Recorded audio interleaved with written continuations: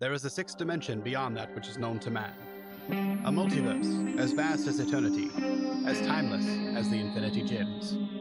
It is the middle ground between the big two and the indie publishers, between sci-fi and mysticism, and it lies between the pages of the reader's imagination, at the summit of entertainment, the dimension of comics, where a humble service is held. We call this service the Gospel of Comics. There is a sixth dimension. All right, ladies and gentlemen, welcome back to the Gospel of Comics. I am your host, The Church of Failure, and with me, as always, is my trusty co-host, Ayrton McCartney. How are you doing today, buddy? Oh, I'm doing so much better than earlier in the week. Oh, wow. I actually have energy for the show tonight.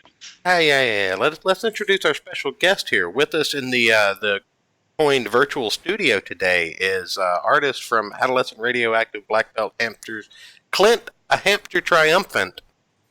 That's not a mouthful, I don't know what is. Mr. Ken Meyer Jr., how are you doing today, sir? Hello, I'm doing fine. Thank you so much. It is a pleasure to have you on. We have been planning this since our Don Chen interview, and we're really looking forward to it. Hopefully we have another good show.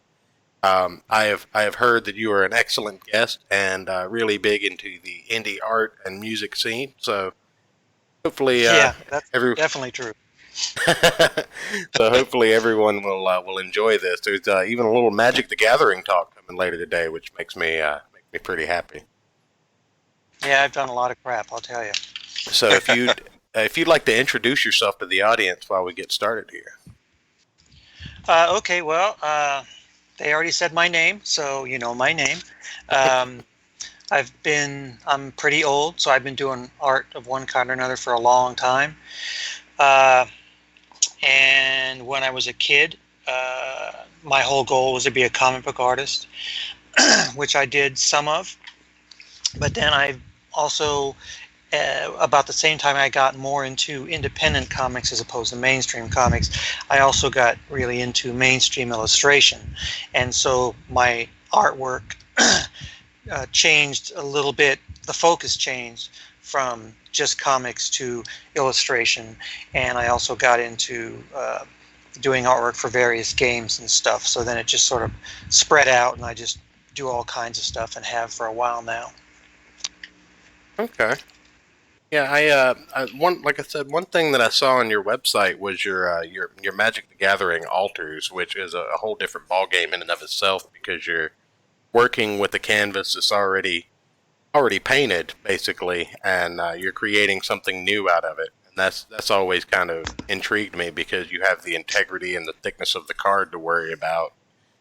I've seen those guys do that. It's a lot of work and a lot of talent goes into doing something like that, and then that doesn't even begin to scratch the surface of the things you do that the people will see when we go ahead and bring that up. I should do right now. And there are several ways to do that, depending on whether someone wants some of the original image still showing, whether they want a whole new image there, whether they want the whole card altered as opposed to just the picture box. So, and I went through several techniques before I arrived at the one or two that I use now. But yeah, right. It's a trick, especially doing likenesses that small. Let's just kind of pull up on screen a little bit of what I'm talking about here. This is a play set of Forbidden Orchards that are paneled together. They're tiled together in a almost, what is it, Michelangelo style? It's definitely Michelangelo. That's who it is. So yeah, I like doing these joined cards. The trick is you need to have something good on each card. So sometimes you have to choose things or arrange things or whatever, so that there's something good on a card and not just someone's foot. Right. That's like I said, that kind of stuff. I've seen this done live at events before, and it's a tremendous amount of talent. There's some Misfit Dark Rituals there. I think you've got some other Dark Rituals in here. Okay. Yeah, well, because when I originally started altering cards around, I think it was 2006 when I first started, I just did my own cards because I thought that's all I should do. And Dark Rituals were very plentiful, so I just did a ton of them.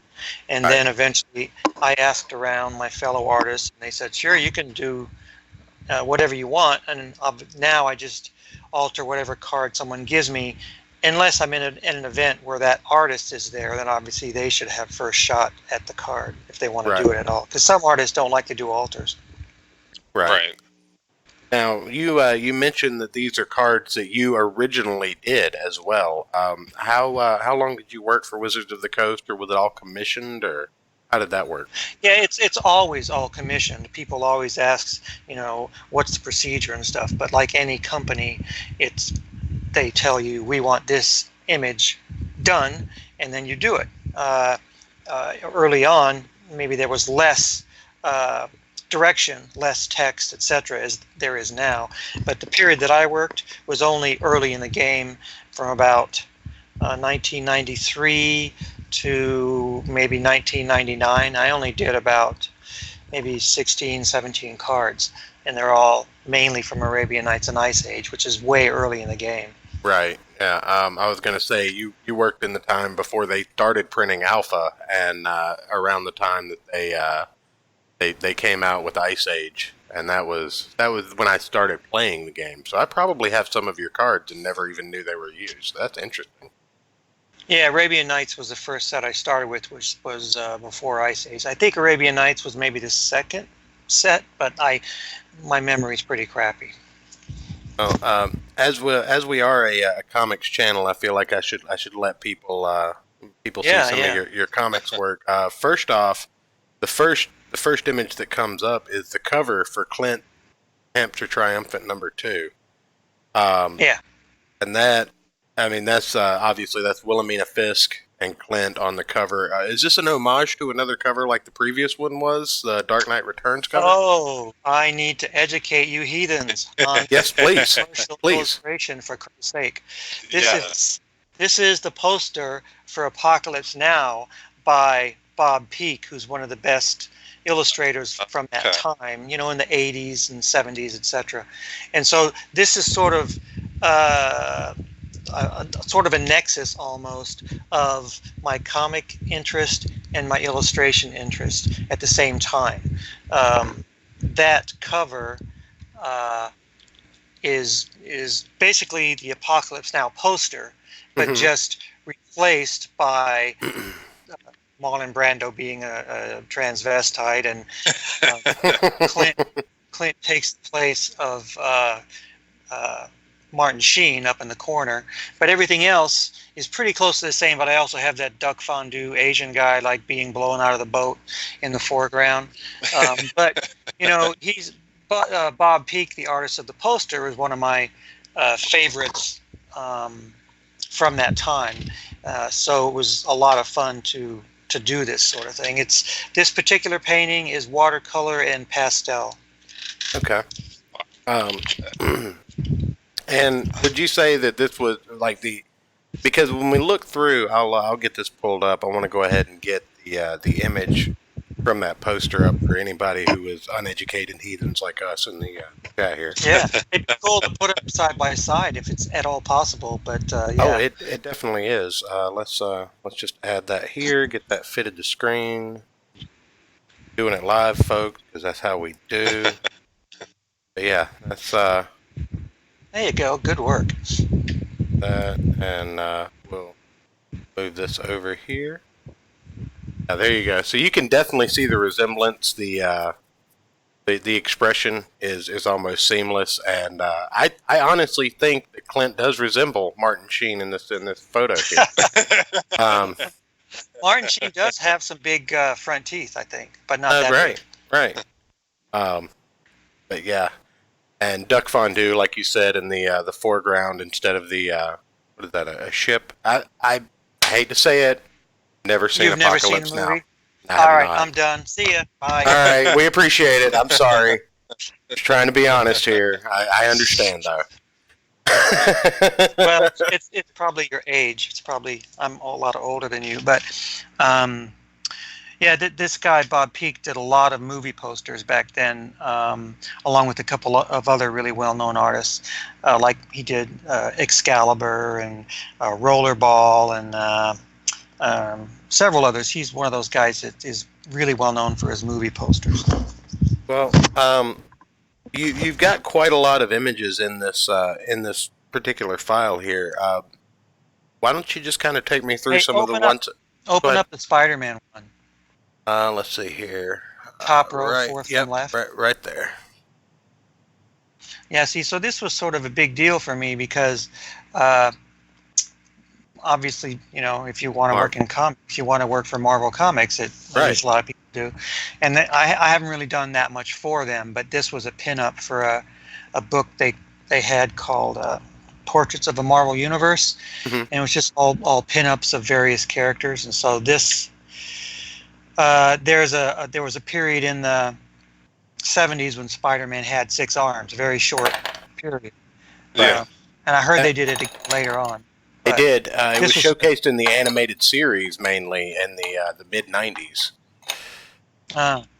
Yeah, he took a serum to try and cure himself of being Spider-Man, so to speak, and he grew 6 arms and became more spider-like. Yeah, it was a really good period when Gil Kane was the artist on Spider-Man. I remember that really well. But anyway, when I can't remember who was my contact to get me to this particular job, but they basically said, choose a couple of your favorite moments, and then we'll get back to you and see if it works out, whichever one you get. So this was the one that I got. And since I work pretty realistically, I use a lot of reference that I either find or shoot myself. Right. So this particular painting, now the main guy's face is an artist friend of mine by the name of Scott Benefield. Okay. And I shared a studio with him, Mike Miller, Ben Herrera, Ellis Goodson, Mike Christian, who all did various comics, mainly for, well, of course, Mike's gone on to do a ton of stuff, but mainly at that time, they were doing stuff for some of the newer and smaller independent companies. But anyway, so I shot Scott as that face and the main body, or at least some of the body, and then I got up, because I was on a deadline of some sort, so I got up first thing in the morning, and I think I had my daughter or somebody shoot a couple photographs of me like in my underwear with my hair going everywhere, low angle shot of the hands to get the hands right and everything, and then just combined it all for that painting, which is watercolor, by the way.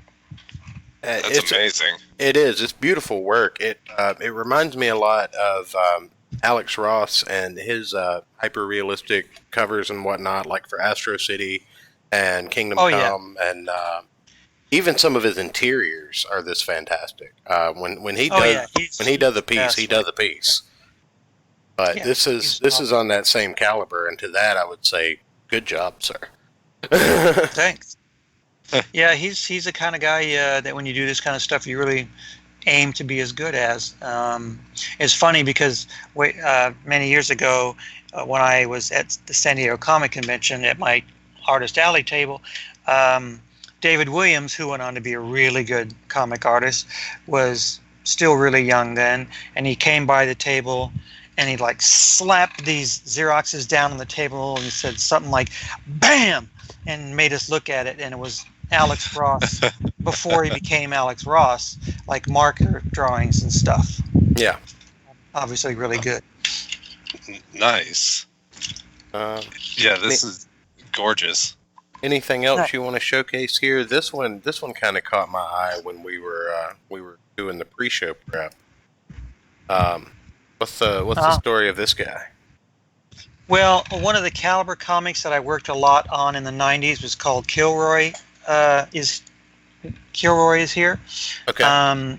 Started out as a short story in Caliber anthology, and then went on to become a comic on its own. And I did the interior art, and Joe Pruitt wrote it for about the first 5 or 6 issues and the covers, and then I did covers after that.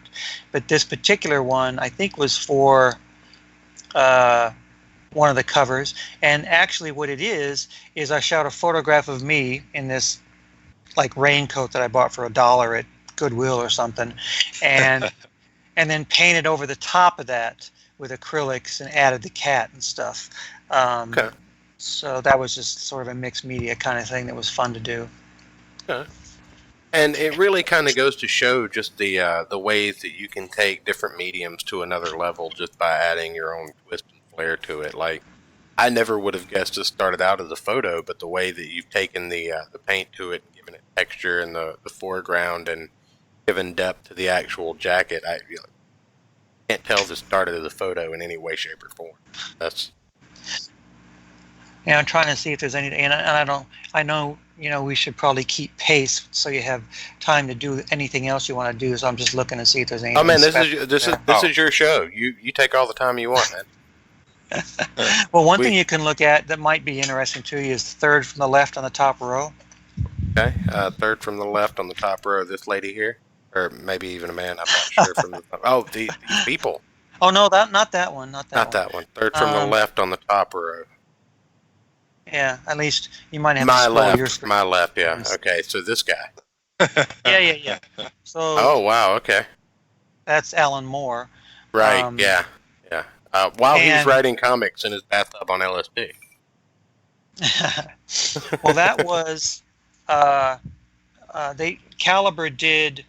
I mean, I actually got to illustrate both a Neil Gaiman short story and an Alan Moore short story for for Negative Burn, the anthology. So that was cool. But this was a cover for a collection of stories that Caliber had done where different artists had adapted his songs to comics, which is why the microphones and stuff are there. And it's a watercolor, and I think there's some photographic elements like the microphones were stretched in Photoshop and then added to it. Okay. And then the little drawing that's to the left of the microphone, the little like screaming face, was based on a drawing my daughter did when she was like 4 or something, that I incorporated into it. So I thought that might be kind of interesting. I called Alan Moore actually overseas because I could not find, I don't know, I think I got his phone number from Joe Pruitt because I wanted to see if he had some good photographs I could use and not use the same old stuff.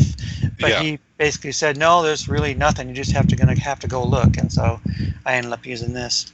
Well, at a certain point, Alan Moore added Wizard to his resume. So the only thing that's changed in fact, this is exactly how he looks now, except with more gray hair. Yeah, I've seen a few pictures of him, man, with the interesting rings on his hands and stuff. Right, but he still has the 3-eye setup, is what I was going for. Yeah, it's glasses for that. You have to go to the print store because he had a 3-eye glasses that I remember seeing on one of his later album covers. I'd like to get a print of this and get him to sign it. Good luck. Actual photo. Yeah, you might have to go over to England and do it though. Oh wow. Do you want to get into Clint and come back to this stuff so you're sure to get that in, or what? Dealer's choice. Like I said, we had it set up where we could go either way. I've just got both things set up. We can look at Clint. This is where a lot of the audience will probably be familiar with what we're talking about. This is issue 2. Why Church pulls that up? I do have I'm a already quick done. question. I'm already done, but yeah, go ahead. There was a slight delay. Yeah. So, do you typically prefer watercolor or acrylic? Because what I've heard from some of my artist friends is that they're basically opposite. The way you have to layer the colors and the shading and stuff.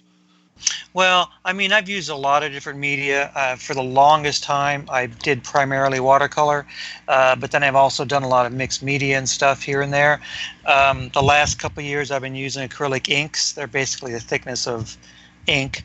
The main difference between watercolor and acrylic is that once acrylic is dry, if you drop water on it or if you want to paint over it, you don't mess up what you already painted. Whereas with watercolor, if you were to go into a watercolor painting, add water and move the brush around too much, you would disturb what's already been painted and mess that up.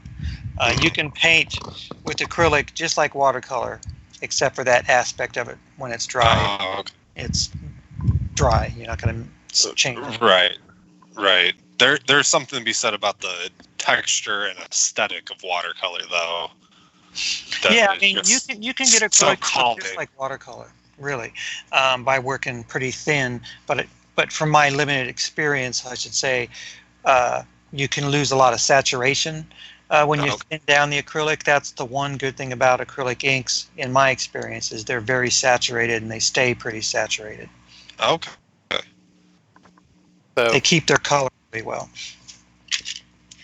so we've got Clint pulled up, and before we get into the actual meat of the book, first I want to take a minute to just appreciate this cover again, because just the coloring, everything, like without knowing that this was a movie poster, just looking at this, this looks like a very Star Wars-esque. I'm assuming this is what, mid 80s, Yeah, I 87, mean, yeah. I even imitated the text placement and stuff on the left, and obviously the Hamster Triumphant title is an homage or a swipe of the Apocalypse Now font. Yeah. Right. And I tried to do, I tried to make it like a movie poster, like it says also starring Duck Fondue or whatever. I can't read it, but Yeah. Yeah. With special appearance by Duck Fondue. yeah. But just looking Probably through this, my favorite character in these books.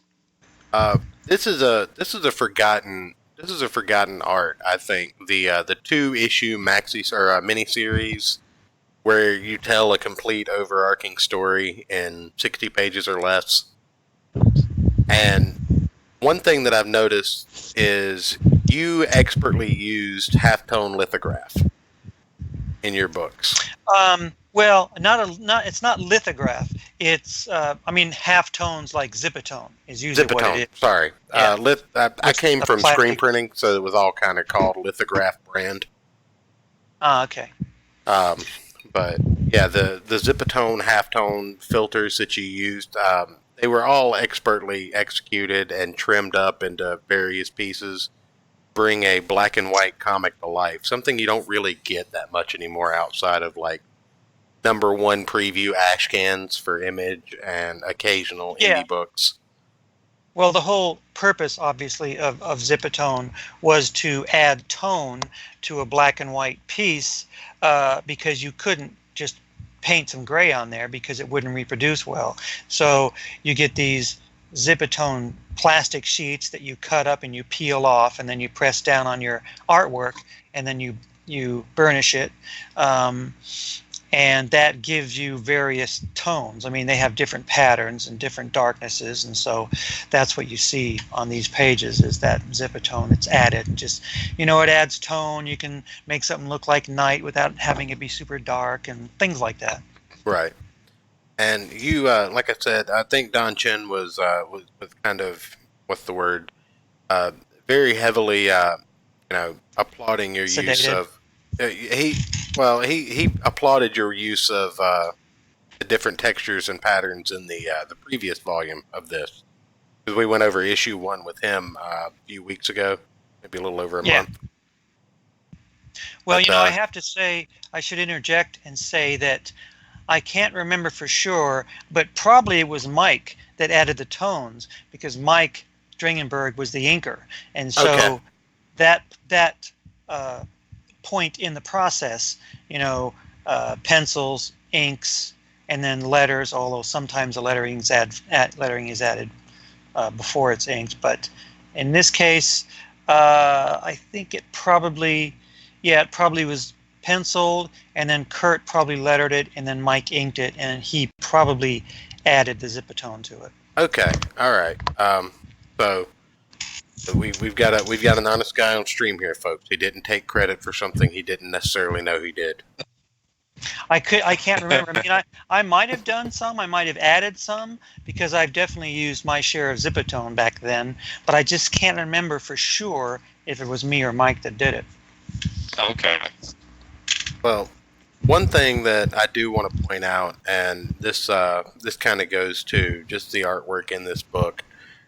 How was it different from, because I'm assuming that for the majority of your artistic career, you've been more in like color painting and watercolors and acrylics and multimedia, like full completed pieces. What was was there a challenge going from something like that into sequential art, or did you start No, more in sequential it's art the and reverse. move? Okay. Okay. So you'd Yeah, like to talk about that? when I was a kid, I started reading comics from I don't know, 7, 8, 9. I think some of the first comics I remember were things like Sea Devils by Russ Heath, and that was in the probably mid to early 60s. So the way I learned to draw was I would use carbon paper and actually trace from the comic onto other paper. And then I would, after doing that for a while, I got to a point to where I put the paper next to the comic and try and draw what was in there. And then I did that for a certain period of time until then I could start drawing the figures on my own to some degree. And then obviously you have to spend a lot of time to become any good at that. So really, I started in comics. I started in black and white line work type of art. The painting and stuff came a lot later. All right. Okay. But that's where you found your niche as far as the stuff that you feature on your site and everything. Well, it just sort of became, what happened was really I realized by a certain point that I just didn't think I had what it took to be a comic artist day in, day out. Either I can't remember if I just didn't think I was good enough, or it was a combination of that and realizing that the pay wasn't very good, and then you have to put a ton of work into something for not a lot of money, or that combined with my interest in illustration and stuff, and keep in mind, by the time I was doing comics like this, that's 87. I was already out of college for like more than 10 years. So I had, various art-related day jobs doing all kinds of illustration and basic production work, which back then had nothing to do with computers, So the painting, I didn't really start painting until like 1989 or so. I think I usually use that date because I remember a painting or two that I did. There was an actual painting from start to finish and not just a black and white illustration that was then filled in with color, which I had done before that. Okay. Now, go ahead. You're definitely good enough. Oh, you're definitely good enough to make us a comic artist, but we agree. We agree with everything you're trying to say right now. Everything you're trying to say, we agree with it. Of course.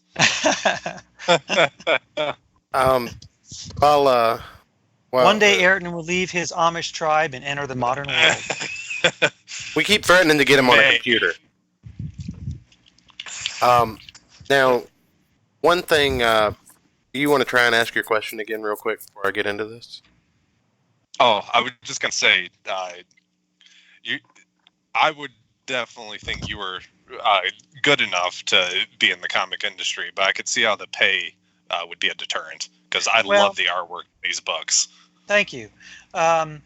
Mainly what comes into play in the decision that I made is when you're a comic artist, you really need to be able to draw everything from every angle, and there's an awful lot of knowledge that you have to gain to really be good at it. You have to draw people. Obviously, you have to draw realistic people in clothing that don't show all their muscles. You got to do architecture. You have to do animals. You have to do all this stuff. You have to show it from different viewpoints. So people who are really good comic artists, in my opinion, are really, really, really good artists, period. And I just didn't know if I had enough knowledge to really do it well. And at that time, too, I was getting more interested in illustration, and so also more interested in more realistic stuff. So I was starting to use more photo reference and trying to get stuff to look more realistic. And the comics that I was really getting into were more realistically rendered, like the Vertigo stuff at that time. So if I had my way, I would have gotten to Vertigo and worked on something like Hellblazer or Sandman, but I just wasn't good enough. And so I was branching after my own other heart. stuff.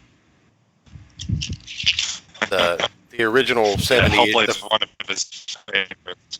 Yeah, the first 70 issues of Hellblazer is probably right up there in my number one favorite comic slot. I have a Yeah, and there was one issue called "Hold Me" by Dave McKean that was like, for me, the best comic done of that type up to that point. I remember that really well.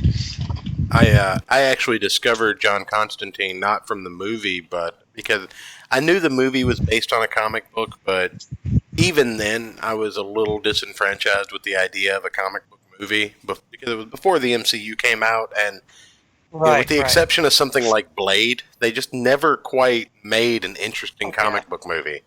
The Ninja Turtles, I would say the Ninja Turtles is probably the best comic book movie ever made because it didn't rely on the gritty comic origins to tell the story. It relied on the cartoon background. But with Hellblazer, I actually discovered John Constantine in a little 4-issue miniseries called The Books of Magic. Yeah. And that was my introduction to Vertigo as a whole. And from that, I absorbed every bit of Constantine and Sandman and Preacher that I could get my hands on. Yeah, that was a great period. That early Vertigo, early to mid Vertigo, is like so much good stuff being done. Yeah, it's a shame. Enough about that. Well, let's talk about me. Absolutely. So one thing that I did want to ask that I asked Don Chin about when he was on is, from his perspective, what was it like writing an interlude between the creators into the book? What was it like drawing that? I can't. Well, I mean, I like stuff that's fun. So anytime doing something like that, trying to make stuff funny is makes the whole process really enjoyable. So I don't even think I thought twice about doing anything like that.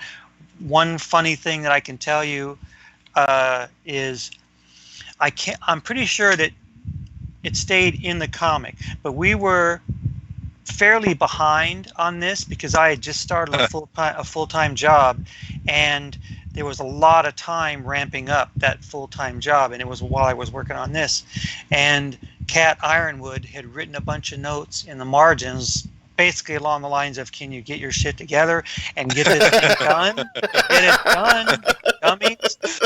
And they left it in the comic, what I remember. So anyway. And at that time too, we saw, like when you did the last, the Don Chin episode, you saw the Letterman cameo, and then now Jay Leno's cameo you're looking at now, because those guys were really popular at the time, and I was really into Dave. So putting that stuff in was, I think, my idea, and it was a lot of fun. And actually, the Jay Leno character came back in a single story that appeared in, I think, Adolescent Radioactive Black Belt Hamsters 9. I think it had a Brent Anderson cover. Yeah. And there was a little story in there that was all mine, I think. I inked that one too. Okay. Oh, we looked at that one on stream probably 3 or 4 months ago. Right. It's hard to imagine we've been doing that show this long. We've shown these hamsters more than we have Spider-Man on this channel.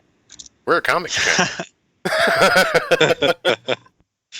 Did you know that Ryan Adams is a huge hamster fan? I did not. Yeah, he's talked to both Don and me on Twitter, but hasn't for a while now. So I don't know if he decided, I'm done with those fans or whatever. But he mentioned how much a fan he was of the hamster comics. We definitely we definitely appreciate the idea behind the hamsters, because they represent something that I think was lost probably in the mid-90s in the variant and foil cover era, where everything had to be super dark and gritty. I call it the dark ages of comics, where, if you didn't kill somebody in your issue, it didn't sell well. Yeah. But, these books, and even the first series of the hamsters, where I think it was issue 8 or 9, where one of the hamsters actually died, or supposedly died. But these characters are so much fun, and there's so much just ridiculous about them that when you can actually balance that with the weight of a death, it even in this one, issue number 1, you had the rat sidekick, Yeah, and he died in the episode. Yeah, it was Curly, and when he died, it was awful. Like, it was so sad. Yeah. Like, I was upset about that parody mouse and the ability to take. That's when we as creators say, "Oh, good, somebody's crying." Yeah. Right. Well, you know, I always appreciated that, but the thing is you can take something ridiculous and not have it be serious for 20 something pages, and then at the very end you throw a death in there and it's actually weighted. That's an accomplishment in and of itself, I think, and that's something that I don't think we get as often anymore. There's a creator that we had on, and I'm not gonna get too much into this, but he's creating a book that I feel like is in the spirit of the hamsters, called The Galactic Rodents of Mayhem, where he talks about capybara bounty hunters, and it's the world's largest rodent is a capybara. But it's in the same vein of the hamsters. They're, it's Star Wars meets Teenage Mutant Ninja Turtles kind of thing. And this is the first thing I thought of when it was announced. I was like, I've got to read this. So he's the Hulk of the rodent world. Right. Yeah. Right. These things are as big as German Shepherds in some cases. Or the Blob. Yes. Oh yeah. Right. I've seen him in the news. Yeah. But when I think 20 years after these books were published about the hamsters, when a new book comes out, or even 30 years, because it's been 32 years since this book was published. When a new comic book comes out and references back to something that makes me think of this over the Ninja Turtles, you've done something right in your career. Yeah. Well, thanks. You want to go through any more pages here? Absolutely. I mean, we can kind of keep scrolling through. If there's anything you wanna bring up or mention directly, just let me know and I'll stop. Sure. We passed Duck Fondue's first appearance in this book. Yeah. There's Jay Leno again, snagging his nylons. Yeah, we tried to put as many stupid bad jokes in there as possible. Well, and that's Which the thing. In the 80s, you could do that without offending people, and it was great. Yeah. Unfortunately, that would be hard to do now. Oh, here we go. Here's a fun little callback that's in just about every hamster's issue. Here's the blackout page with nothing but text. Yeah, that was a lot of work.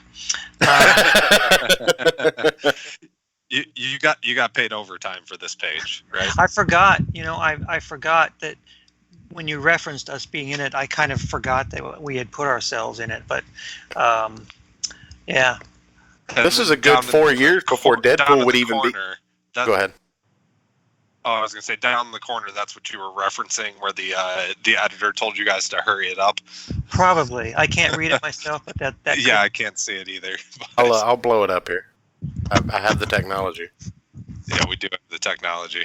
Yeah, I actually drew Don a couple times because I did a couple.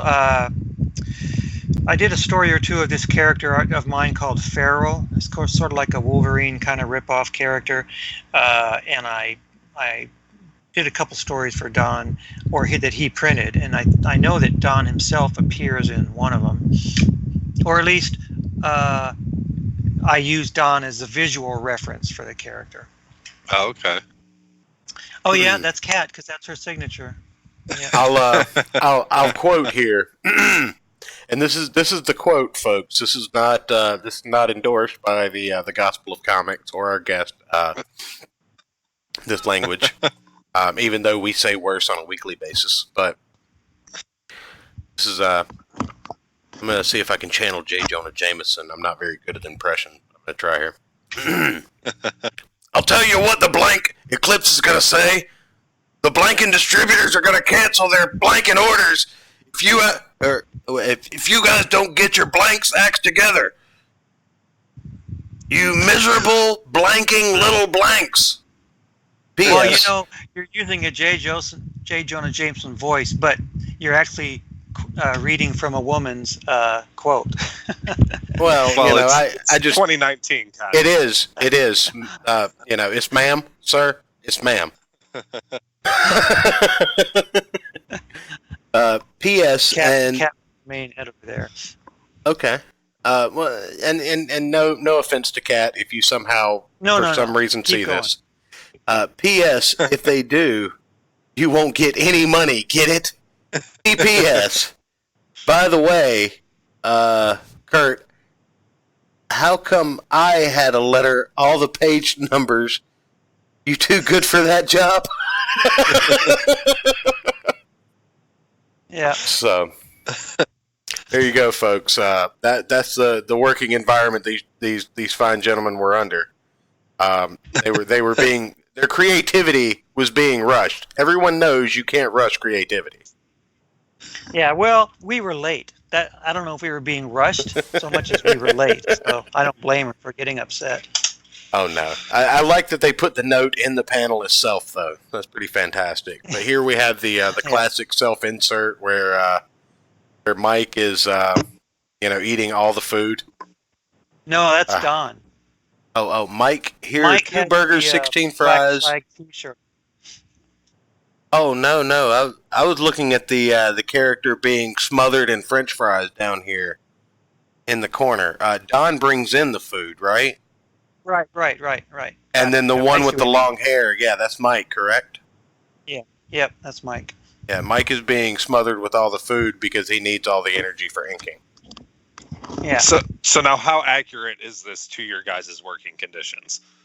Well, I don't know. Well, number one, of course, Mike and I were freelancers. We didn't live anywhere close to Don. But I'm sure we ate our share of junk food, but no, we weren't doing Don, it together at the same time. So what you're telling me is Don didn't bring you McDonald's? No, this is all a lie. Oh, man. The magic I don't know of comics. I feel so betrayed. I don't believe anymore. Right, I feel so betrayed. I can't believe what I read in a comic book. Santa Claus isn't real. So I'll leave that to someone smarter than me. I'll go ahead and start scrolling back through. It looks like we're about at the final encounter between Wilhelmina Fisk and Clint here. There's the run through the jungle and back into the helicopter. The helicopter was a big deal. The helicopter, I think, was the main character of the story. Well, I'm looking at these pages, and we had a really good time, and we tried to make him as cool looking as possible. So, I mean, I'm a huge fan of people who do really good layouts. People like Howard Chaykin or Jose Luis Garcia Lopez, or tons of other people. And I also really like interesting dramatic lighting. So stuff like this is just right up my alley as far as what I'd like to do. Well, it's definitely intuitive and it's definitely innovative. A lot of times, because you think about comics that came out around this time, 87, I remember specifically, and I sound like a broken record, Secret Wars. Here we go, folks. Yeah, Secret Wars, 1987, Marvel Superhero Secret Wars, Spider-Man, the Avengers, the X-Men, the Hulk, and the Fantastic Four. That's the comic Iron Man, Captain Marvel, the African-American female Captain Marvel. They did dirty. Yeah. Looking at you, Disney. But that's the era of comics that I remember, and this kind of paneling didn't exist back then. You had to wait for the indie revolution of the mid-90s in Image to get more dynamic paneling after Eclipse, and specifically after some of these books. So, well, I'll tell you who was a big influence on me for this this type of thing is Dave Sim and Cerebus, because he's another guy who did really inventive, incredible layouts, and also like people like Frank Miller and stuff like. I was really into Frank Miller and Dave Sim and I don't know, Steve Rude and different people like that, in addition to all the already older existing artists. But this particular layout type style was, I think, influenced a lot by Dave Sim. Like in the first issue, there was a sequence where one of the hamsters was coming into a room, and it had what's called a shared background, where you have like 5 or 6 panels that are just all parts of the same background. So you can show someone like walking through a space panel by panel, and Dave Sim did that a lot and did it really well. Right. And I was going to say, part of the reference that I was going back to was, lately I've been rereading through Spawn in preparation for the number 300 issue, and the early issues, you can see Todd McFarlane and Greg Capullo's inspiration from Dave Sim in that same vein, so to speak. The dynamic paneling. They even had he co-wrote one of the first issues, issue number 7, I believe. But you can see those. Really read Spawn. Oh well, I never really read much of Image in general. I think by that time I had become a real snob, and the stuff that I really liked was the more realistic independent stuff, or people like I mentioned, like Sim and Rude and Chaykin and those guys. Well, aside from those guys, are there any titles that you would reference as not necessarily inspirations, but just maybe your top 5 or 10 books or something like that you really did you really just well, I'll tell you, you being an artist, most of it is artists that I really like. So some that I remember, like the David Mazzucchelli run on Daredevil, and of course Frank Miller's run on Daredevil. That was a big fave and really influential for me. And the whole run of American Flag and the whole run of Nexus when I was getting into independent stuff. I mean, before that, I'd read and loved a ton of, just mainstream stuff. So there's a lot of that as well. But the independent stuff was the stuff that I was really, really into, along with, like I say, Vertigo, like Sandman, early Hellblazer, things like that. And I'm sure I'm just forgetting a ton of stuff. But that's a couple that come to mind. And, anything Bill Sienkiewicz does, for example. Right. Well, I think that kind of does it for a lot of my main questions. I mean, I've got a lot of little, just curiosities and whatnot, but those can be saved for another day. But I didn't know if you were on a time constraint or not, and I wanted to give Aaron an opportunity. I mean, I'm going to go see a movie later, but we still have 15 minutes before 8 o'clock my time. Well, what are you going to see? We're going to go see, I always forget the title because it's a stupid, forgettable title. What is it? It's the one where the woman's marrying this guy and she has to go through all this trials, tribulations, and actual murder and Hide and Seek? Yeah. Is that it? No, I don't think it's called Hide and Seek. Is it? I think, but it's a similar title, something that doesn't really stick in your mind. But I've seen a few people talk about it and say it's really good. Ayrton, did you? Yeah, go ahead. Yeah. So, illustration-wise, like, what has your work mostly consisted of in the recent years? Whatever recent years means, 5-10 years. Right. What really have you been really working? I still do a lot of work for White Wolf Games, although right now it's one of their sort of splinter companies, Onyx Path. So I'm still doing various illustrations for their role-playing game books and like vampires and various monsters and stuff. And other than that, it's really a lot of unrelated one-off commissions. Plus, I go to Magic tournaments about once a month as an artist, selling my stuff. So that takes up a fair amount of time and supplies me with money to buy CDs and stuff.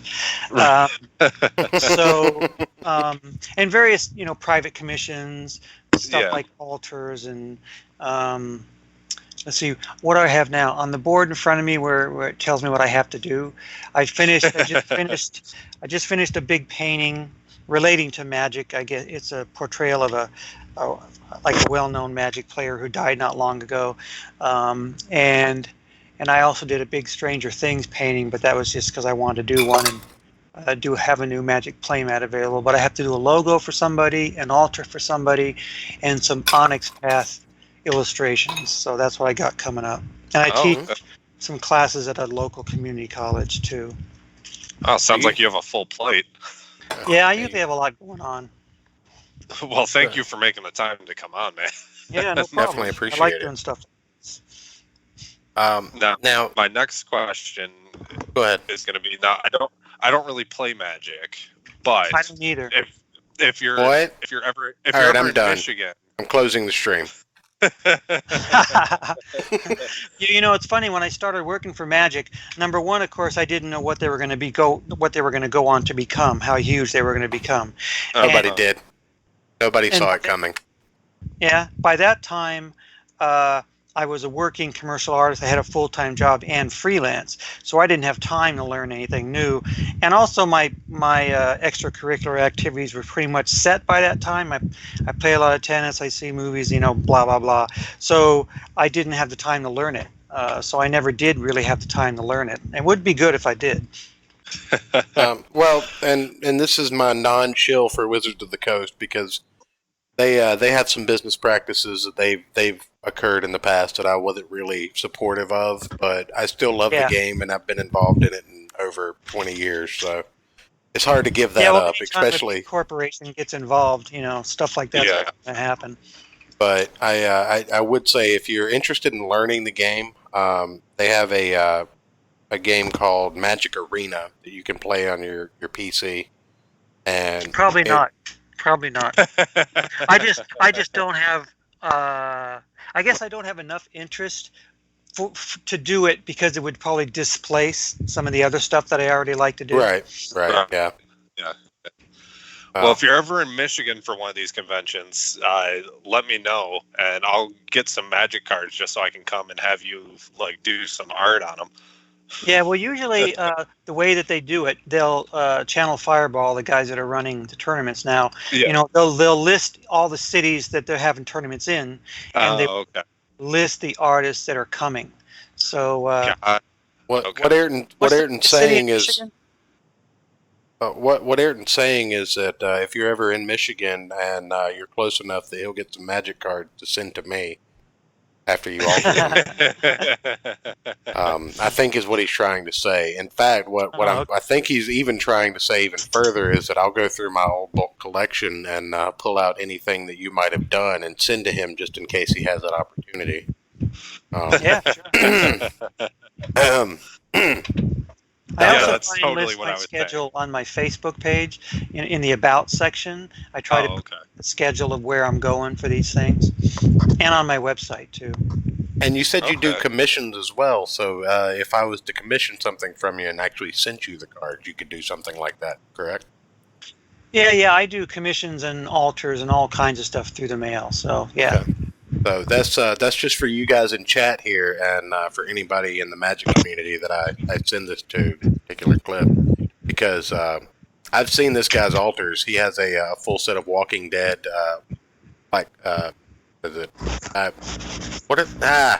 Dark Rituals, Black Rituals, whatever. Dark Rituals is the name of the card. I haven't had too much scotch. Don't judge me. Yeah, well, if you go to my Facebook page, in the photos, I have all these various folders that are titled and labeled. So there's one that's just all Magic altars, and this. If you don't mind us doing it, what I can do is actually put that Facebook page in the guest info of the stream. If you want to give us that, what's your Facebook? Geez, let me look, because I don't even know. I think it's just Ken Meyer Jr. KenMeyerJr. And the picture right now is me like looking at the camera with my glasses in one hand with this pseudo artistic pose. So that's the one you can look for. I'll test it out real quick on the fly. Because I have that page, and then I have another one that's, I guess, technically a business/fan page, but I don't really treat them that much differently. But I do upload more stuff to the regular page. Okay. I guess in the last few minutes that we have here while Church is testing that link out, anything you want to say kind of in closing about your artwork, anything like that, stuff we should look for?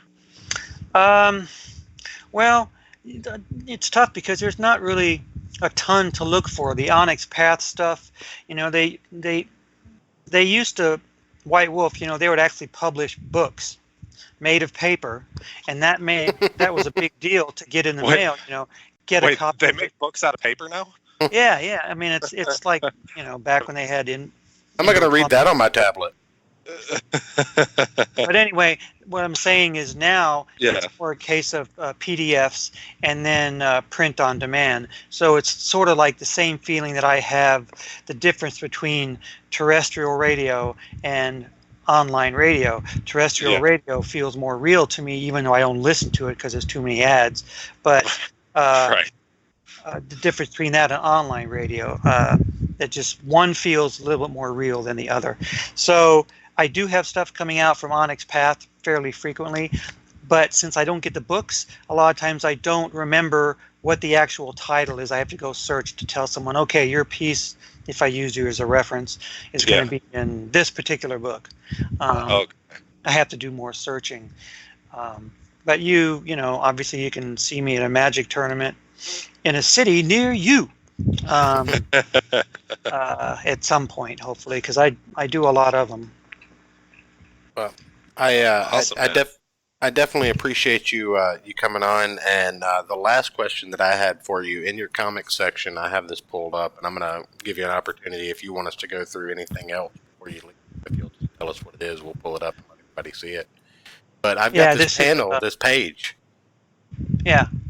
So what is this? Well, that's a page from one of those things I mentioned. That's a Neil Gaiman story that was in Negative Burn, and a lot of times I'd use different styles. If I'd use a really realistic style on one story, but then I'd use sort of a cartoony style like this on this story because I thought it was a good counterpoint to sort of the serious aspect of some of the events, even though the characters are kind of a little goofy. So this was this Neil Gaiman story, and it's funny because I asked him once what he thought of it, like maybe on Facebook or something, I don't know, and he said he was bemused, which kind of, I guess, meant that he was sort of confused by some of my decisions, but that's fine. It was fun to do, and that was an honor to be able to illustrate someone like that. Well, like I said, I definitely appreciate it, and your work really speaks for itself in that regard. Whether it's cartoony or realistic, watercolor or acrylic, you knock every piece that I've seen tonight out of the park. And I've gone through your website, just like I said in the pre-show, and like I said, you've got stuff from Fantasy Properties here, which we'll scroll up real quick because not sure how YouTube deals with drawn anatomy, shall we say. Just some of these images, just the way you layer color on color, the way you shade, and just use the negative space for contrast. It just, everything that I've seen of yours is phenomenal in its own right, regardless of the medium or the process. So you're a very talented guy, and thanks. I definitely appreciate you coming on the show. Yeah, no problem. I appreciate you guys asking. So I'm glad I was able to come do it. Yeah, thank you so much. All right. Well, it was nice being with you guys, and hopefully you'll get some audience participation and some comments and stuff later. Absolutely, and like I said, if you'd like to come back, if you'd like to do a round 2, or just come back for any other kind of discussion, you're always welcome. we love all of our guests, and we welcome all of them back. And you are no different. In fact, again, as a special guest, you have a double invitation. You come twice as Well, much as most people. I'm ready to do it whenever you want to do it, and if you have a specific topic or direction you want to go, then that's fine. Just let me know. All right. Well, we definitely appreciate it, and enjoy your movie this evening. Like I said, thanks for making some time for us, and we will. We're going to kind of go through some of your other things here.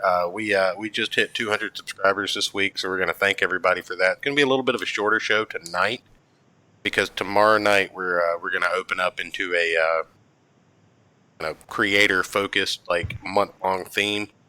So we're going to get geared up for that. We're probably not going to go the full 2 hours tonight. But thank you again. And if you have anything to say in the close, by all means. I can't think of anything smart to say, but I'll just say thanks to anyone that came by to listen.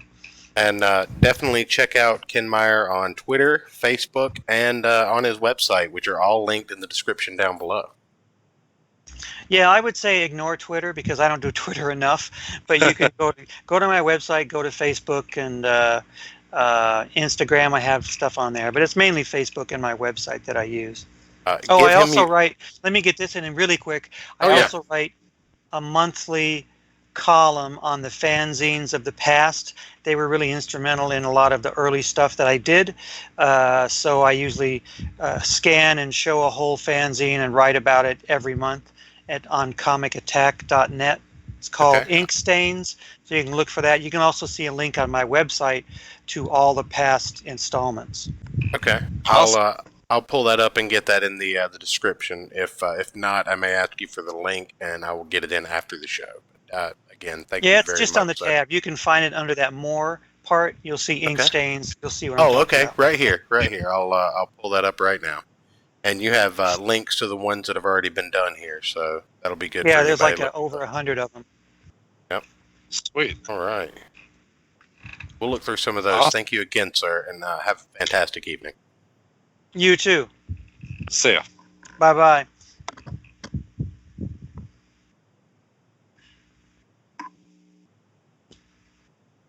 Go ahead and get that. That was Ken Meyer Jr., ladies and gentlemen, from Adolescent Radioactive Black Belt Hamsters fame here on the channel. But as you can see from his website, a much more prolific artist than being pigeonholed into just a comic artist. Magic the Gathering alters, web commissions, all of that good stuff. Visit the links down in the description below. Give the man your money if you're interested. Very talented, very experienced guy, and a fantastic guest on the show. So, again, thank you to him coming on and everybody. And now that we've completed the interview portion, I'm going to take this down for just a moment and be very humble with you guys. Anybody still in the chat? It says we've got 3 watching right now. Anybody listening on the replay? Thank you all so very much. Everybody new, old, from the beginning, brand new, first episode. Thank everybody for letting us pass the 200 mark. Never in a million years did I expect that we would have 2 people listening to us simultaneously.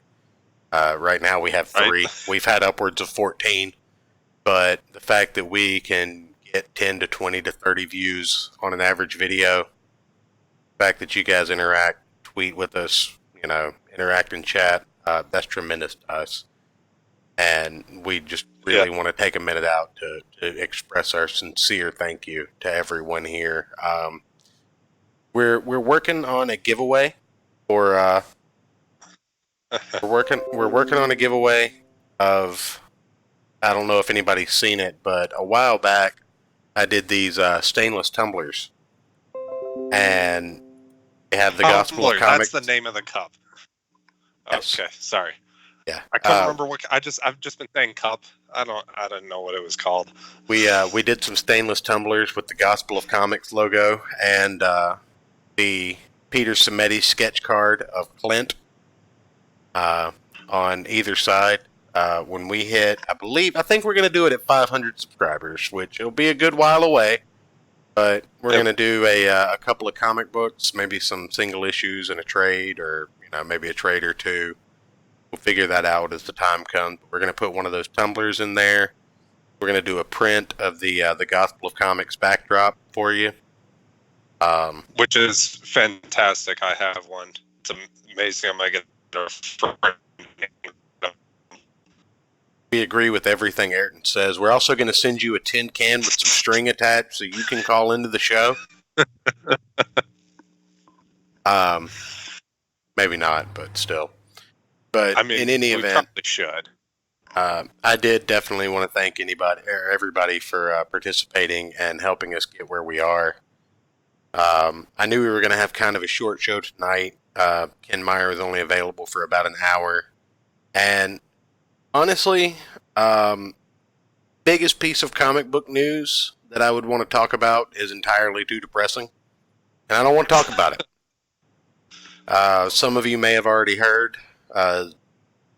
There's been some developments in some Zoe Quinn stuff going on. And she is one of Marvel's newest hires on comic book.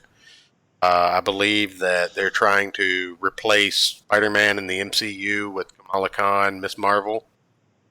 Nothing I'm entirely too happy about, but I just didn't want to get into it this week. Right. Me either. I wanted to be happy about comic books. I wanted to talk about the fact that House of X #3 came out, so we're halfway to reviewing the Hickman run on House and Powers of X and seeing where that leaves the X-Men universe. Which, if you guys have not read it, reprints are out for all the back issues. Go start getting these and reading it, because it is a fantastic sci-fi action-adventure story. Couple of other books that I've got in my my stack of to read or have read list from the past couple of weeks. Something that I saw at my local shop that I just had to look at is a book called Strayed by Dark Horse. I don't know if you saw that, Ayrton. I didn't see that one. It had a space cat on the cover. It's by Carlos Giafani. Juan Doe, which is a fantastic name, and Matt Crozer, but it's got an image of just a cat with big black eyes and a hex pattern in the background. It was very intriguing. I had to have it, so I picked that up. We'll also be looking at Tommy Gun Wizards in the upcoming future, which is a reimagining of the 30s if Al Capone had been into magic instead of booze. So you'll have that to look forward to. I believe this coming month will be closing out Killer Groove that I've been following. Wait, has issue 5 come out yet? No, issue came out this month, so issue 5 is coming out this coming month. But I thought it was a 6-issue series. Is it 6? I swear it said concluding next issue. I'll have to double check that. I can look at it real quick. It's right here in my stack. Oh, okay. I didn't know how handy it was. Oh, yeah. I keep the stack right next to the desk. Like, I don't want to get too far away. Fair enough. I swear it said concluding at the end of issue 4. Oh, no, it does say the end on a cassette tape at number 5. So maybe it is the end of that series. So. Also, door song. What? The end. That's a Doors song. Yeah. Maybe it's a reference to that. Who knows? Well, because each issue has been a reference to a classic rock song, the title of each one. Well, you would know more about that. Obviously, I haven't seen good movies. I haven't heard good music. I'm a pleb, except when it comes to good comic books. But that's what we talk about here, so that's why I'm the king. I wear the crown. We should get you a crown. I have one. You just can't see it. Burger King. Yes, but I've painted it pink. Oh, okay. Yeah. You know. I'm still trying to quote unquote chew my way through Marvel 1000. It's pretty terrible. Why? You're not gonna make me do that, are you? No, God no. I have more respect for you than that. I've been looking I at. don't know. You've made me read some stuff. Let's just put it that way. Nothing this bad. You've made me read worse than I've made you read. I don't know, those Magic the Gathering comic books. That's fair, but I accepted that you didn't finish reading those. Yeah, right. I really did. There was a lot of words and names I'd know. Me either, and I play the game. But Bad Reception is out, #1 from Aftershock Comics. It opens up pretty terribly. There are, let's see, let me count them real quick. 1, 2, 3, 4 double-page splashes in the very beginning of the book. So that's disheartening. Jeez.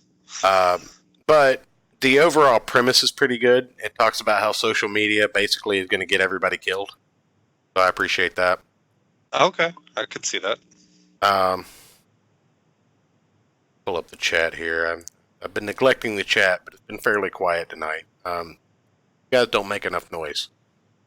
By the way, Ada Wolf, I threw you a wrench. Thank you for subscribing.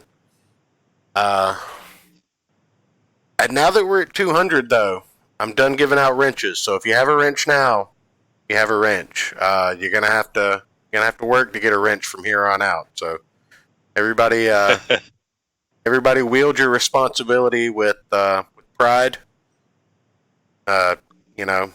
Take care of anybody in the chat causing problems. No hard R's.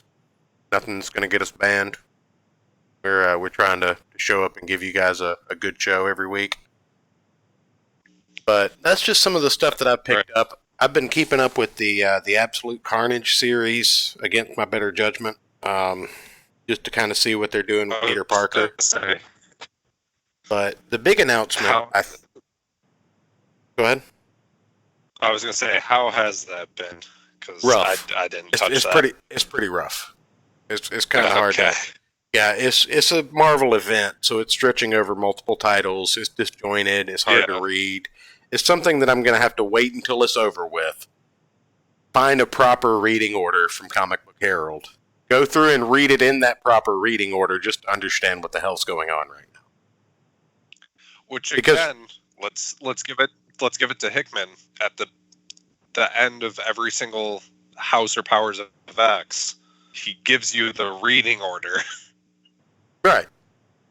Well, because there aren't any tie-ins. This isn't an event comic. This is a retcon, so to speak. Probably meant to prepare the X-Men to traverse to the MCU, to be completely honest. That's where I see this going from where it's at right now. I think they're trying to get the X-Men back to a point where they can incorporate them into the MCU.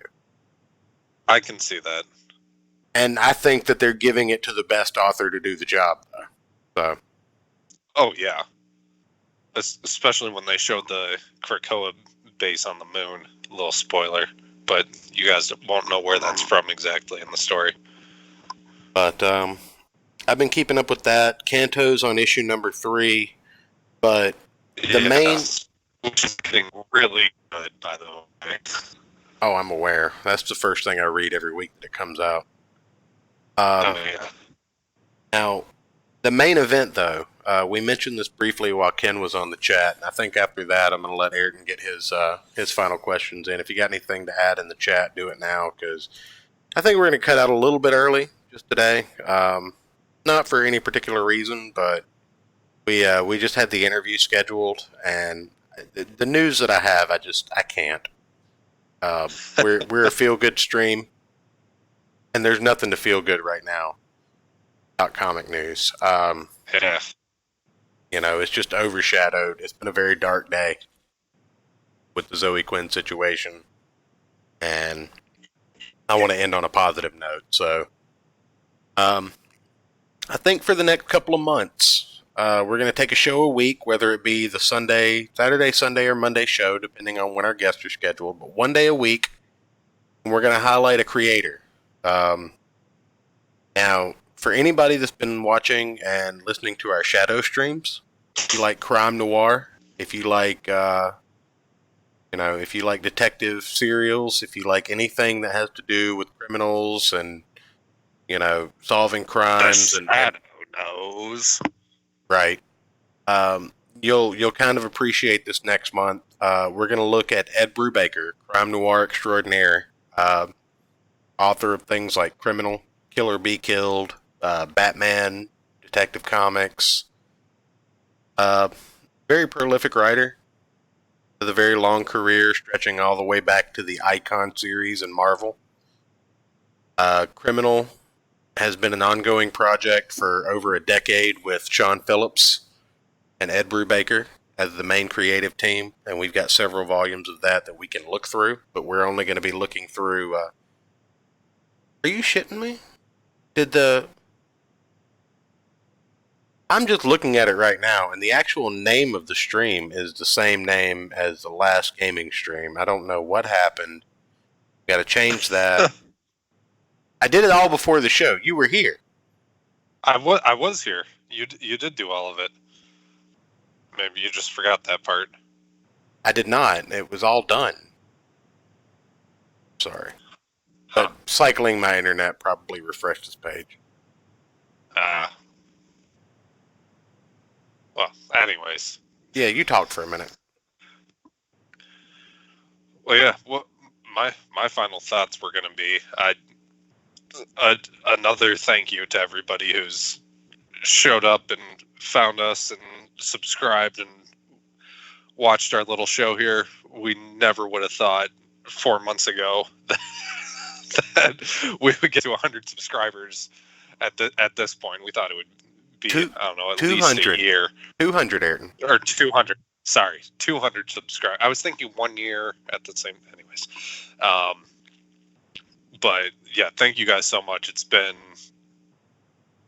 it's been a blast. I mean, even with the thing getting us the most attention being those crazy hamsters. But what else could you really want out of a show? What really could you want out of a comic book more than the adolescent radioactive black belt hamsters? That's true, but sincerely though, we're both blown away at all of you guys that have come in. So thank you so much. Definitely, and without you guys, I mean, there wouldn't be a point to doing the show. I don't care if there's one of you watching. We will continue to put on a show for that one person. But the bigger we get, the more and more people that filter in. It's amazing to know that people actually are enjoying this kind of thing.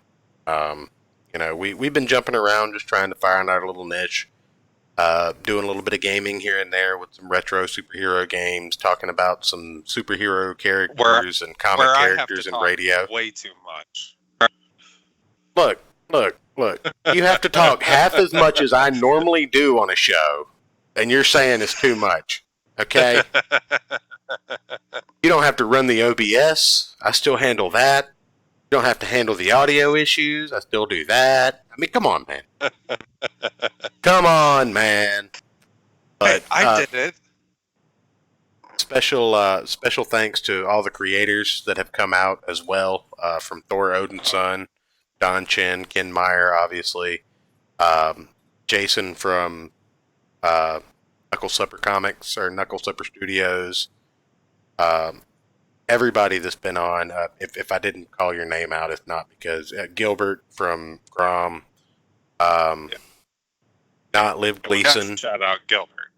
Not Liv Gleason for sending us Not Daredevil, which we haven't showcased yet because I don't know that we can. We're still looking into that.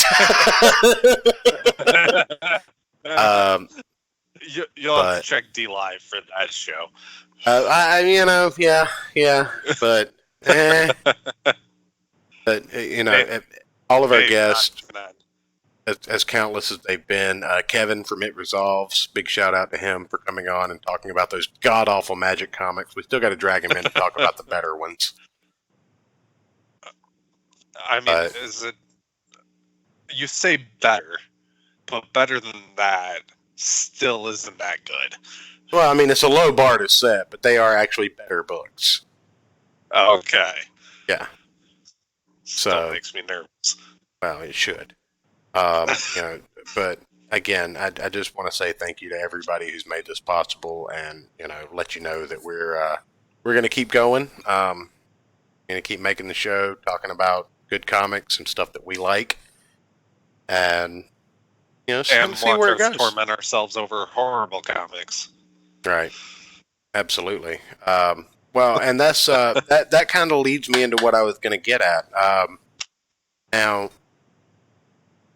I've been weary about the idea of any kind of monetization or anything like that, but it's been suggested enough time to just implement some things that aren't necessarily like blatant shills, and I'm not going to talk about it every show or anything like that, but going forward, I think we're going to put up a Streamlabs in the description. We may even create a Patreon with a $1 or $2 thing on it. For that $1, we will review a single issue of your choice. For $2, we will review a trade of your choice, which is up to 6 issues. So, there's a comic book that you want us to put ourselves through, whether it's good, bad, or ugly. You want us to go through it on stream and give our thoughts on it. That is a way that you will be able to do so and support the show. No request whatsoever, no anything. If you just want to DM me and talk to me about a book that you think we might want to look at, I'd be more than happy to talk about that too. You want to just message me on Twitter and call me a derogatory slur and tell me to look at a certain book, I'll probably do it. But we will be putting a couple of just subtle links down at the bottom of the video description that you can use to support us if you're interested in doing. If not, no requirement, no needing or anything like that. But I wanted to wait until we were up around 200, 250 subs before I did something like this, because it's not what it's about. I wanna make a good comic show, and I want to thank the people that have been around and do this. But I do want to say though, if we could do this as a living, that would be fantastic. Oh, Ada Wolf says, if I can make a suggestion, look into doing loots. It allows free super chats, a nice Streamlabs alternative. I will definitely look into that. DM me, Ada Wolf, and we'll talk about it after the show. I'm going to be up for a little bit. Like I said, it's a little bit early, but it's either that or get into to really depressing news, and I'm sure that's already been covered by plenty of other channels. If you want to see the horrible things that have happened today, check out Quartering. I believe Mr. Medicare did a stream earlier. He did. I did catch part of it. He got pretty pissed at one point. But yeah, one more thing that I'm going to do before we end the show. Gilbert Deltrez, author of Grom, is down in Florida and doing some hurricane preparation. So we're going to look at his GoFundMe real quick. It recently hit a 21% milestone. We're that much closer to being funded. Grom, something you might be interested in? If I'll have to say, anybody who's followed what was this, the 6th, 7th episode on ARBBH, something like that. If you guys have enjoyed this, definitely go check out Grom. Oh yeah, absolutely. We'll just pull up the Indiegogo real quick. Yeah. It is literally the perfect meld of. I like to say that it's the perfect meld of Guardians of the Galaxy and adolescent radioactive black belt hamsters. Gilbert It would looks a compare little it to. less ridiculous, though. Well, that's where you get the original Guardians of the Galaxy. Guardians of the Galaxy wasn't ridiculous. True. So Gilbert likes to compare it to Teenage Mutant Ninja Turtles meets Star Wars. So either or, if that's something you're into, definitely go support it. 82 backers, 48 days left. Share it around your Twitter. I'm going to go retweet it right now. So if you look on my timeline in like 45 seconds, you'll see it. Or if you go look at my timeline, there's probably like 30 retweets. Yeah, but I'm gonna stuff on mine. Yeah, but I'm gonna make a new one because I've been retweeting some rough things today. But I'm gonna go ahead and undo the last retweet that I did of his pinned tweet from August 27th. I'm gonna retweet it one more time. So go check that out. Retweet it. Share it on Facebook. Share it on Instagram. Share it on Snapchat. Make people think it's boobies. There, you could post the pinup of one of the capybaras on There you Snapchat. go. There you go. There's an idea for all of you. Share it in the furry communities if you want to. Whatever. But we got to get this book back Gilbert, because you should really bring us on to help you with some creative marketing. Actually, I don't think he's ever going to talk to us again after that. So You're the one that said furries. Hey.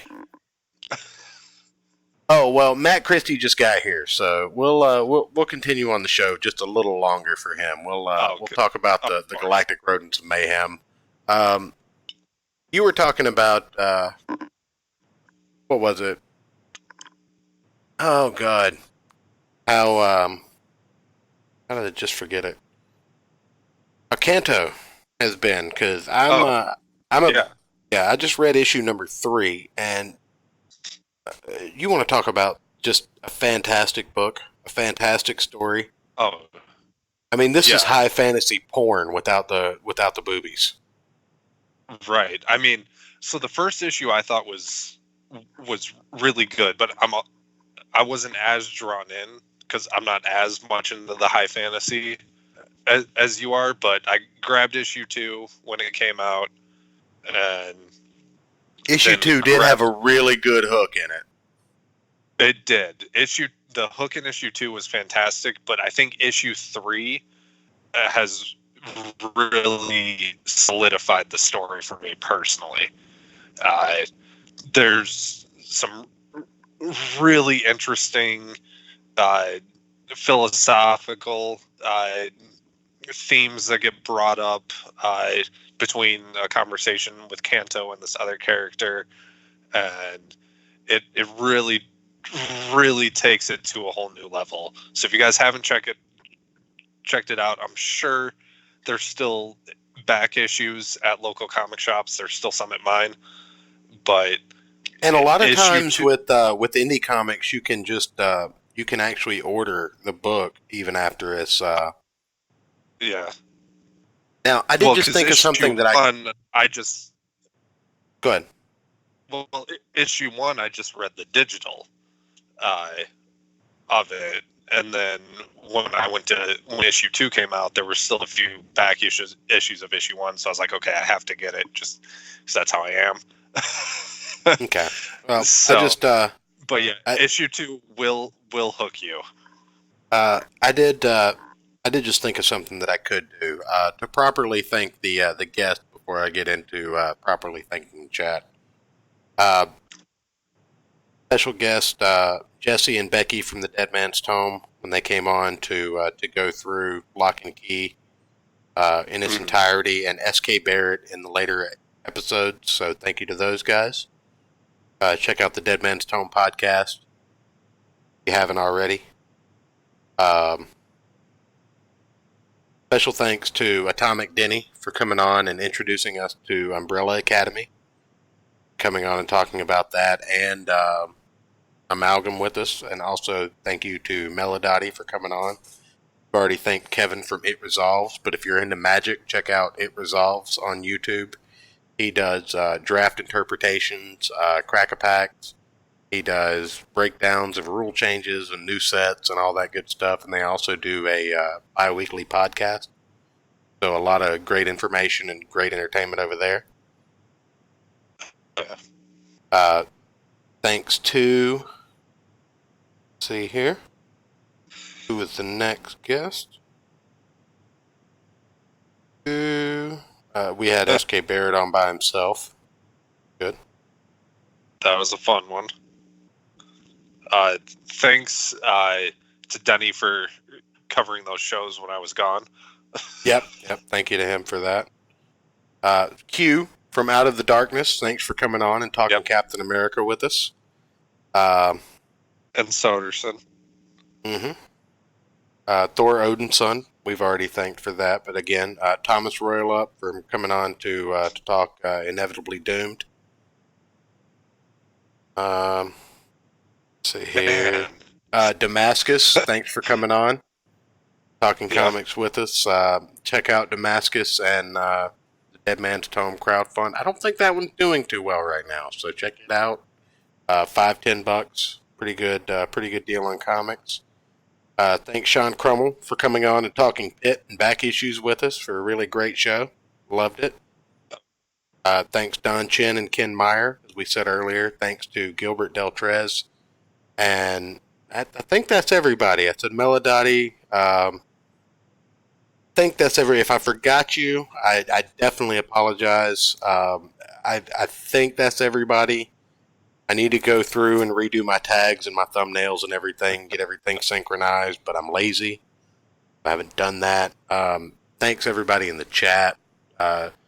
Novel Bro, Matt Christie, Danielle, Captain Corrosive, Comic Denny, Cartoon, everybody else that shows up. Everybody cycles in and out of chat a lot. Yeah. Fucking tablet! Novel Bro in the chat. Dude, yeah, Ada Wolf, everybody. Ixel Pierce, we can't thank you guys enough. Yeah, holy crap! Going back through that list of guests, like, jeez. Like, I knew we've had a lot of people on, but holy crap! Like, I did not realize how many people have actually come on this show. We're only at 200. I think we do that every 100 subs. We go through and we thank everybody from the last point to the next point that we've had on, and everybody that's been really prolific in chat. Gulf City Cult of Krill, give a shout out to him. Big help for the channel. Thanks to Sinatra Says for the shout out on a video. Thanks to Augie After Dark. Thanks to Nick Ricada and Doug Tenaple for their shout outs. Everybody that follows us on Twitter, everybody that helps support the show. We just couldn't do it without you. So definitely I wanted to express my appreciation for that. Like I said, I think somewhere between 300 and 500 we should do a giveaway. We should. And you and I will both pick either a comic or a trade or something to include. We'll do a print and we'll do a tumbler and we'll package it all up and do it. We'll do maybe I'll even throw one of my guitar picks in there for you guys with the penis on it, right? No, not a dick. Well, yeah, I mean, I could give him a dick pic. Thanks again, Matt Christie. And I know you guys can't see it because we don't plague you with our ugly faces, but this whiskey is to you guys. Cheers. Cheers. Well, mine's a beer, but... Well, that's just because you're not prepared. But hey, it's Icelandic. Thor would be proud. Oh, there you go. But yeah, like I said, we are gonna cut a little early tonight. But I am glad we stuck around long enough for me to figure out how to properly go through there. I told someone on Twitter yesterday. Zombie something. I can't remember her name. Twitter handles are hard. But she is a really good friend of deaf colorist Kyle Ritter. And anybody that wants to come on, if you want to support your book, you want to talk comics, we would love to have you. Tomorrow night, we're going to be talking Criminal, Volume 1 from Icon Imprint, which is now owned by Marvel, I believe. But and talk Criminal Volume 1 by Ed Brubaker and Sean Phillips with special guest Damascus from the Dead Man's Tome comic podcast, or, well, comic crowdfund, and has occasionally been on the podcast. He will be on with us to talk to Ed Brubaker. We're going to go through the first volume of that in a little bit of a different style than we normally do. Kind of flip through some pages and talk about the story as a whole. But during this weekend, I'm going to try and take some time to set up some funding options. Like I said, if there's something you guys are interested in us covering, that'll be a way to help support us to do it. If there's something you want us to cover and you don't want to give us money for it, by all means, my DMs are open on Twitter at Church Failure. Ayrton is also on Twitter at Ayrton McCartney, no space, no underscore. Because I'm probably the only person on the planet with this name. Both of those links down below. And for the love of God, before I get off of here, go check out Rusty Cage. And go check out Ken Meyer and give him your money for his commissions. I think that's all I got. That's pretty much all I got, too. So, without embarrassing myself any further, I appreciate you all. I hope you all have a wonderful night. Thank you for joining us. And we hope to see you again over the next 200 and 300 followers. Hope that you'll participate in the giveaway. You'll suggest some terrible comics so that we hate ourselves. And we hope to see you again tomorrow night. Same time, same place. Good night, everybody.